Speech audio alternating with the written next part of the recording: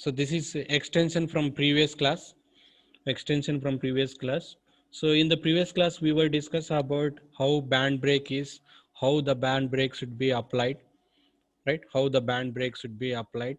What is the difference of shoe brake and band brake?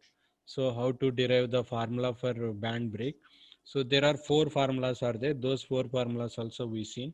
So how tension is taking while it is clockwise, how tension is taking while it is anti-clockwise on the band brake, so how braking force is applying, everything we see. Next to come to that a problem, first problem. So while solving of the problem, you can understand how braking force is taking place here. So while solving of this problem, you can identify that the identification, the blind symbol about like this braking problems, like this brake problems. So here it is mentioned that a band brake. Previously it was mentioned that shoe brake, right? So clear indication is there on the problem. So by studying of the problem, you can understand that whether it is a band brake problem or shoe brake problem, right? So single shoe brake or double shoe brake, or it is a band brake. So like that you have to identify a blind symbol is there. So that is why you have to remember always the kind of blind symbol. So a band brake acts on the 3 by 4th of the circumference. So this is total how much? This is the total how much? 4. You take that 4 percentage of the circumference, but here it is acting only 3 by 4th. That means that nearly 75 percentage of circumference of the drum is occupying by what? By by band, by band. That is what here 3 by 4th of the circumference of the drum of 450 mm diameter. Total how much? 450 mm diameter. Out of 450 mm diameter, 3 by 4th only it is contacting with band brake, with band brake material, right? Which is keyed to the shaft. So here it is keyed position to the shaft, keyed to the shaft. The band brake provides a braking torque of 225 Newton mm. Braking torque is given, T as given. So you can see that braking torque 225 Newton meter.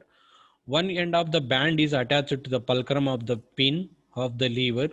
Fulcrum of the pin of the lever, one end is attached of the lever band.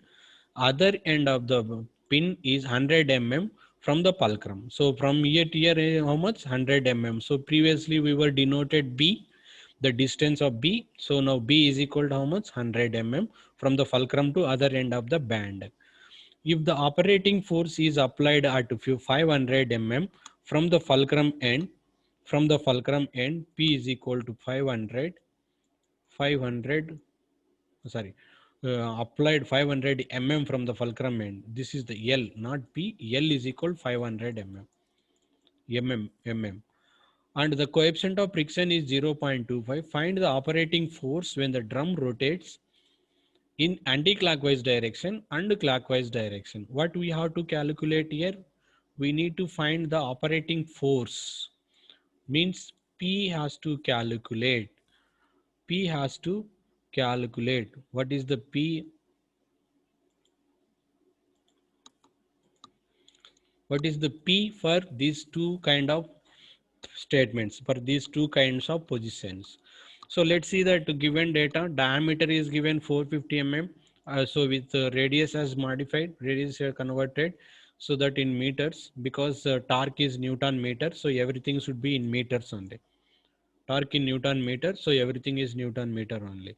So B is nothing but distance from O to B, so that is 100 mm is given already, so it has been modified in meters. L also modified meters. Coefficient of friction is 0.25, right? So here the formulas which we were discussed, those four formulas only using and finding of what? P, finding of P. Let's see how it is going to find. So very simple here. First we are going to find anti-clockwise direction, and next second we'll go for clockwise direction. Because A is given that anti-clockwise direction, that is why we are considering anti-clockwise direction. So this is anti-clockwise direction. This is clockwise direction. Right. So we know that theta is equal to 3 by 4 circumference of that. So 3 by 4 into 360 degrees, how much that? So 270 into pi by 180. So 4.17 radians. So radian from degrees to radians has been converted here, from degrees to radians. So next to come to that, we know that T1 by T2, T1 by T2 is equal to U mu theta. So which is also right that 2 by 2.3 log T1 by T2, right? 2.3 log T1 by T2 is equal to mu theta, is equal to mu theta. So like this also you can write. So once we know that mu 0.25 friction is given from that, and theta is also we know radians. Theta is also we know that radians, not degrees, radians. So this is the word 1.178. So log T1 by T2 is equal to 1.178 by 2.3. So 2.3 I have brought here. So T1 by T2 is equal to what? After applying log, this is the value of 3.2. 3.2. T1 by T2 is equal to 3.2. So we know that from the braking torque also TB is equal to T1 minus T2. So T1 minus T2 into R. So T1 minus T2 into radius is also given. So now T1 minus T2 is equal to how much? T1 minus T2 is equal to 225 by T20, 225 already given from the problem braking torque. So T1 minus. So you can take this is the equation 1, and you can take this is the equation 1 and equation 2. Solving of equation 1 and 2. Solving of equation 1 and 2. So you can get T1 value and T2 value. Tension on the tight side, tension on the slack side. So now coming into this is the movement about fulcrum O, because anti-clockwise direction. This is the anti-clockwise direction. So P into L is equal to T2 into B, T2 into B. So P is the determined value, force, applied force. L length already given from the problem. Torque we derived from here. B distance from fulcrum to fulcrum, position to position. This also given so that we can find the value of what? P. This is the phi 88 newtons. Let's come to that operating force when the drum in clockwise direction. Very simple. So already we know the T1 and T2 values, but fulcrum force only we are taking. P into L is equal to T1 into B. Sorry.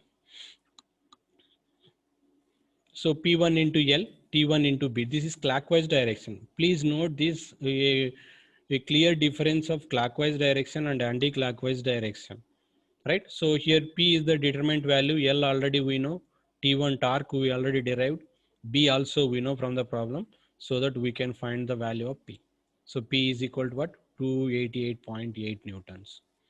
288.8 newtons. So this is like this way we can calculate either force applied, which is called as a force applied, or else sometimes we can know that T1 value or T2 value. Sometimes we can know the mu value, sometimes we can know the theta value. So every factor we can calculate by using of only these four formulas. So please remember these four formulas, which are most important here. Clear? So this is like this way we have to solve the problems. Just apply the four formulas and try to solve this clockwise direction and anti-clockwise direction. So next class we'll go for more problems. Next class we'll go for more problems. Okay, now you can join TE class. I'll call to sir and I'll ask him to take a class also. Send URL link for you also. Okay. Okay. Thank you very much for joining up this class. Have a nice day. Is there any? Hello, you join the class. Sir is waiting, I think. Sir is sending message me also. Please join the TE class. Next we'll discuss other things. Okay. Okay, bye.